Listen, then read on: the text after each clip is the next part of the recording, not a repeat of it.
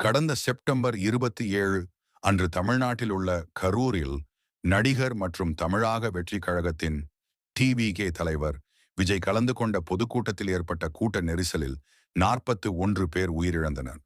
சம்பவம் நடந்த இரவே விஜய் கரூரிலிருந்து புறப்பட்டு சென்று விட்டதாகவும், பாதிக்கப்பட்ட குடும்பத்தினரை நேரில் சந்தித்து ஆறுதல் கூறவில்லை என்றும் அவர் மீது கடுமையான விமர்சனங்கள் எழுந்தன.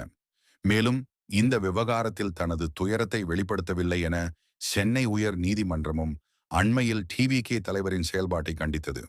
கூட்ட நெரிசல் ஏற்பட்ட சுமார் 10 நாட்களுக்கு பிறகு அக்டோபர் 6ஆம் தேதி 2025 திங்கட்கிழமை மாலை முதல் விஜய் பாதிக்கப்பட்ட குடும்பத்தினரை காணொலி அழைப்பு வீடியோ கால் மூலம் தொடர்பு கொண்டு பேசத் தொடங்கினார். சென்னையில் இருந்து சென்ற டிவிகே கட்சியின் பிரச்சாரம் மற்றும் கொள்கை பொதுச் செயலாளர் KG அருண்ராஜ் தலைமையிலான குழுவினர் பாதிக்கப்பட்ட குடும்பங்களை நேரில் சந்தித்து அவர்களை விஜயுடன் காணொலி அழைப்பில் இணைத்தனர். இதுவரை குறைந்தது 8 குடும்பங்களிடமாவது விஜய் பேசியுள்ளார். மொத்தம் உள்ள 27 பாதிக்கப்பட்ட குடும்பத்தினரையும் விரைவில் தொடர்பு கொள்ள கட்சி திட்டமிட்டுள்ளது. ஒவ்வொரு அழைப்பும் சுமார் 5 முதல் 20 நிமிடங்கள் வரை நீடித்ததாக தகவல்கள் தெரிவிக்கின்றன. குடும்பத்தினரிடம் பேசிய விஜய், நடக்கக்கூடாதது நடந்துவிட்டது, இது ஈடு செய்ய முடியாத இழப்பு என்று தனது ஆழ்ந்த இரங்கலையும் துயரத்தையும் தெரிவித்தார்.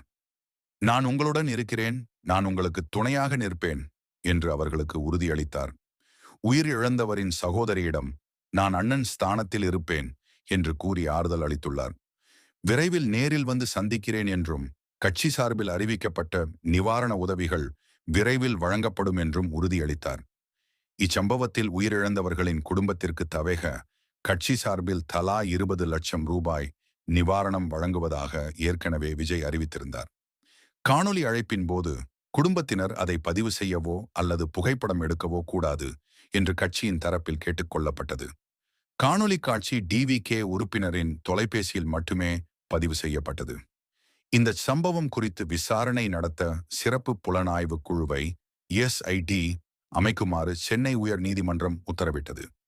SIT விசாரணை தொடர்ந்து நடைபெற்று வருகிறது. விஜய் மீது முதல் தகவல் அறிக்கை FIR பதிவு செய்யப்படாதது குறித்தும், அவர் மீது ஹிட் அண்ட் ரன் வழக்கு பதிவு செய்யப்படாதது குறித்தும் உயர் நீதிமன்றம் கேள்வி எழுப்பியுள்ளது. மொத்தத்தில் 10 நாட்கள் தாமதத்திற்கு பிறகு விஜய் காணொலி அழைப்பு மூலம் ஆறுதல் அளித்து நேரில் சந்திப்பதாக உறுதியளித்துள்ளார். இச்சம்பவம் தமிழ்நாடு அரசியலிலும் சட்ட ரீதியாகவும் ஒரு பெரிய விவாதப் பொருளாக நீடித்து வருகிறது.